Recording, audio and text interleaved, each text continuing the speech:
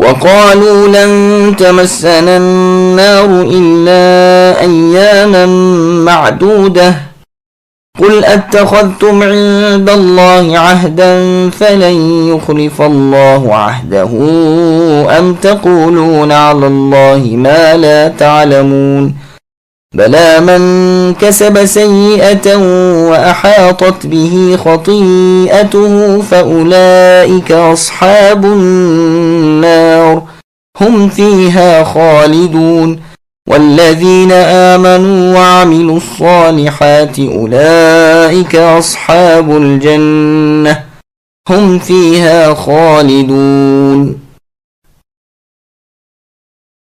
اور یہ یہودی لوگ کہتے ہیں کہ ہم تو صرف چند روز آگ میں رہیں گے۔ ان سے کہو کہ کیا تمہارے پاس اللہ تعالیٰ کا کوئی پروانہ ہے؟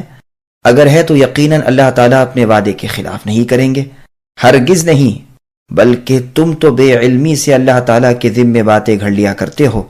یقیناً جس نے بھی برے کام کیے اور اس کی نافرمانیوں نے اسے گھیر لیا، وہ ہمیشہ کے لیے جہنمی ہے، اور جو لوگ ایمان لائیں اور نیک کام کریں وہ جنتی ہیں جو جنت میں ہمیشہ رہیں گے۔ سامعین اب ان آیتوں کی تفسیر سماعت کیجیے۔ جہنم کا عذاب 40 دن۔ ابن عباس رضی اللہ عنہما فرماتے ہیں یہودی لوگ کہا کرتے تھے کہ دنیا کی کل مدت 7000 سال ہے، ہر 1000 سال کے بدلے ایک دن ہمیں عذاب ہوگا تو صرف 7 دن ہمیں جہنم میں رہنا پڑے گا۔ اس قول کی تردید میں یہ آیات نازل ہوئیں۔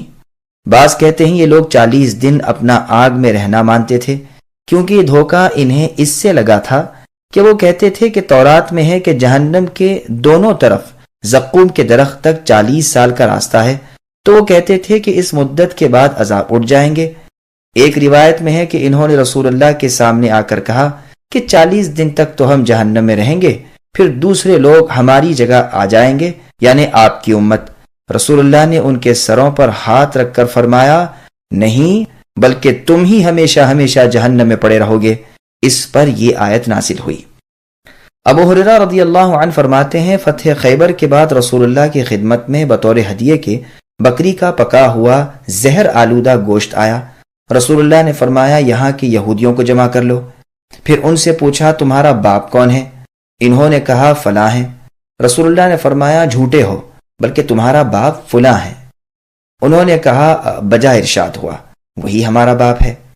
رسول اللہ نے فرمایا دیکھو اب میں کچھ اور پوچھتا ہوں، سچ سچ بتانا۔ انہوں نے کہا اے ابو القاسم اگر جھوٹ بھی کہیں گے تو آپ کے سامنے نہ چل سکے گا، ہم تو آزما چکے۔ رسول اللہ نے فرمایا بتاؤ جہنمی کون لوگ ہیں؟ انہوں نے کہا کچھ دن تو ہم ہیں، پھر آپ کی امت۔ رسول نے فرمایا دور ہو جاؤ، ہرگز نہیں۔ پھر فرمایا اچھا بتاؤ اس گوشت میں تم نے زہر ملایا ہے؟ انہوں نے کہا ہاں۔ اللہ کے رسول نے فرمایا کیوں؟ کہا اگر آپ سچے ہیں تو یہ زہر آپ کو ہرگز نقصان نہ دے گا، اور اگر جھوٹے ہیں تو ہم آپ سے نجات حاصل کر لیں گے۔ یہ روایت بخاری، مسند احمد، نسائی وغیرہ میں ہے۔ جنتی اور جہنمی کون؟ مطلب یہ ہے کہ جس کے اعمال سراسر برے ہیں، جو نیکیوں سے خالی ہاتھ ہے، وہ جہنمی ہے، اور جو شخص اللہ اور رسول پر ایمان لائے اور سنت کے مطابق عمل کرے وہ جنتی ہے۔ جیسے اور جگہ ہے لیس بامانیکم ولا امانی اہل الکتاب الآیات، یعنی نہ تو تمہارے منصوبے اے مسلمانوں چل سکیں اور نہ اہل کتاب کے۔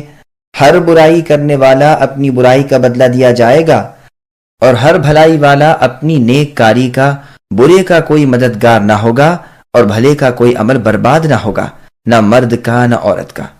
ابن عباس رضی اللہ عنہما فرماتے ہیں یہاں برائی سے مطلب کفر ہے، اور ایک روایت میں ہے کہ مراد شرک ہے۔ ابو وائل، ابو العالیہ، مجاہد، عکرمہ، حسن، قتادہ، ربیع بن انس رحمہم اللہ سے یہی مروی ہے۔ سدی رحمہ اللہ کہتے ہیں مراد کبیرہ گناہ ہے جو پے در پے ہو کر دل کو گندا کر دیں۔ پھر ایمانداروں کا حال بیان فرمایا ہے کہ جو تم ایسے عمل نہیں کرتے بلکہ تمہارے کفر کے مقابلے میں ان کا ایمان پختہ ہے، اور تمہاری بدعمالیوں کے مقابلے میں ان کے پاکیزہ اعمال مستحکم ہیں، انہیں ابدی یعنی ہمیشگی والی راحتیں اور ہمیشہ والی جنتیں ملیں گی۔ اللہ کے عذاب اور ثواب دونوں پائیدار اور برحق ہیں۔ اے اللہ ہم آپ سے جنت الفردوس کا سوال کرتے ہیں اور آتش جہنم سے آپ کی پناہ مانگتے ہیں۔ اے اللہ ہمیں ان اعمال کی توفیق بخشیے جو ہمیں جنت میں لے جائیں، اور ان اعمال سے ہمیں بچا لیجئے جو ہمیں جہنم رسید کریں، آمین۔